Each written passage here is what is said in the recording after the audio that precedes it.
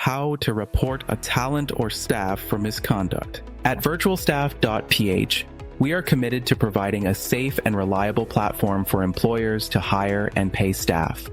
Your feedback plays a crucial role in maintaining a secure environment.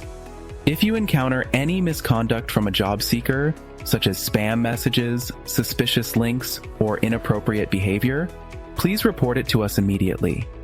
We take all reports seriously and will take appropriate action. How to report a talent or staff? Go to your message inbox. From your dashboard, navigate to your message inbox. Select the chat thread. Choose the conversation with the job seeker you want to report. Click the three dots icon. Tap the three dots menu in the top right corner and select Report. Provide a reason.